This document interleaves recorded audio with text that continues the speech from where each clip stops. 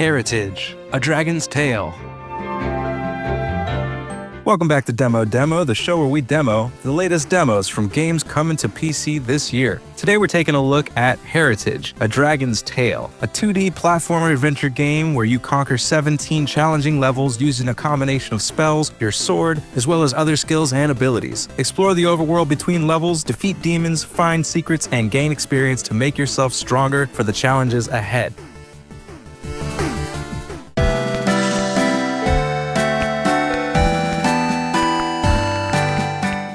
Heritage, A Dragon's Tale has the complete package, with not many stones left unturned from a presentation standpoint. The game clearly knows what it wants to put forward and does it with many of its great predecessors on its sleeve. Heritage summons the influences of many classic retro titles from Kirby to Mega Man, Super Mario, and Sonic the Hedgehog, just to name the big obvious ones, to the more modern titles in the genre like Shovel Knight. To say it does those games justice would be an understatement. I think Heritage goes full to the wall with its tributes to video games of old, and I could go on with the list of titles I see inspiration from. This is a well-designed game for game lovers. It even builds on some of those old titles by combining elements and creating an amalgamation that offers a bit more nuance, such as a leveling system and an expendable arsenal of tools, enemies that have resistances and weaknesses, and quality of life features like fast travel and accessibility options. I was totally surprised by the depth this seemingly unassuming retro-inspired game brought to the table. The art style reminds me pretty heavily of the early Kirby games, with a small resolution that lends itself to simpler pixel art. This results in sprites that don't really have room for things like shading and high-density detail, though we do still see a fair bit of those things in the environment art, which does help to establish the game's art style and take it past just being a bare-bones pixel art title. The art design is fairly consistent, from the items to the set pieces. Everything feels like it lives in the same world and plays by the same rules. So much so that I can actually believe this game came out in the golden era of early console games. I went into this thinking that the art looked a little on the lazy side, but after playing in the game world and sinking into the story a bit, it all felt deliberate and compatible. The UI for Heritage definitely fits well with the game's style. I was actually surprised to see how unique the pause menu was, which actually features these little graphic murals of what each menu item does. The navigation controls for the menu did feel slightly unintuitive, but the overall look of the menus was almost something out of a Final Fantasy or early Dragon Quest game, and felt right at home with the rest of the game's visual presentation.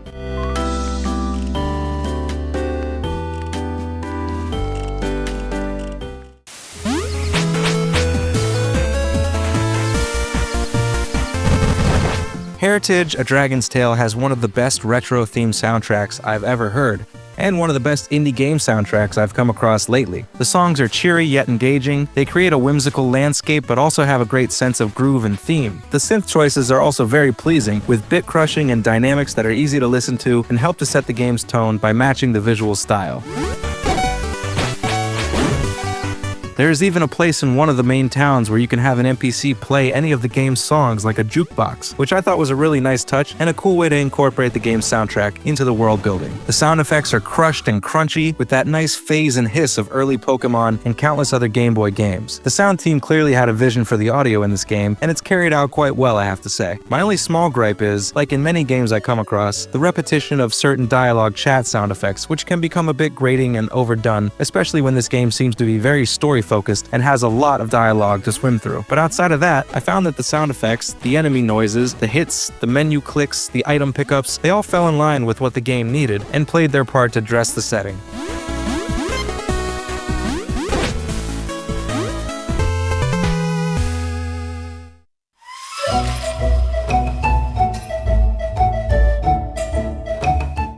My only main issue with Heritage is probably with its control mapping. I often talk on this channel about convention and how it's convention for a reason. If it ain't broke, don't fix it for the sake of trying to reinvent the wheel. By default, Heritage has the spacebar set to dash and the Z button set to jump, which threw me off more times than I can count. Let's be honest, if I want to jump in a game, I'm 99% of the time going to press the spacebar instinctually. The same typically goes for shift when trying to run or dash, especially in a 2D platformer. It's just something we've all come to know and expect for these types of games. Thankfully, there is an option for remapping to your own custom setup, which again speaks to the accessibility features of this game, and once I got things switched into the usual setup, the gameplay felt much more natural.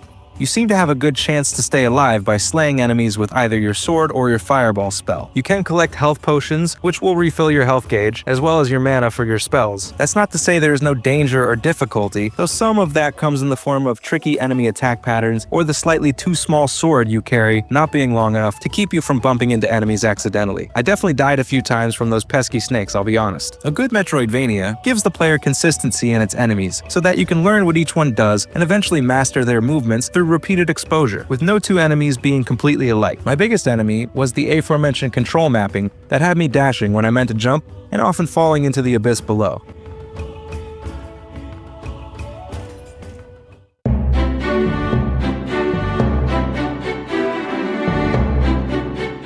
I can definitely see replay value in this game, especially on a mobile platform like Nintendo Switch or Steam Deck as a fun pick-up-and-play game. The combat system is pretty basic, but does feature damage numbers, progressively tougher enemy types, and harder platforming challenges with level hazards that should keep the player on their toes throughout their run. It features a very charming story and world setting, and a fun twist on the typical 2D platforming adventure game. I think Heritage actually does enough to set itself apart from its influences and establish its own foothold in the genre. Plus, it's actually refreshing to see a simple retro game take on some more complexity and almost RPG-like qualities.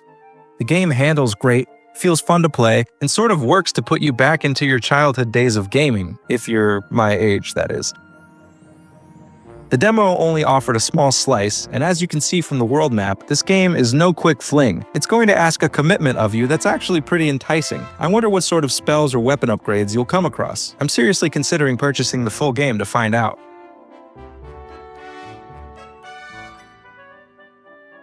Heritage: A Dragon's Tale's strengths lie in its really well-done pixel art, accompanied by a very charming setting and world, with great music and atmosphere to boot. Its cons, however, are in its dialogue-heavy presentation, the very short attack range that your melee weapon has, and a somewhat odd control scheme to start, which can be adjusted as I mentioned. I recommend you definitely get this game if you like the retro era of adventure games in the shadows of the Kirbys and Marios of yesteryear. This game sits alongside them proudly. I would have expected this game to be in the $20 range, and I would say that it's fair for that price given what the game offers, but the game is actually priced at $7.99, which to me is a pleasant surprise given that it packs a lot into a small title, and $8 is a perfectly reasonable price for a game like this. Yes, I enjoyed the Scaly Dragon game, and I think it offers a lot for the retro enthusiast. Definitely check out Heritage: A Dragon's Tale today.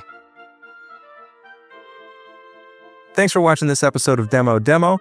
Leave a like and subscribe and comment below. We will see you in the next one.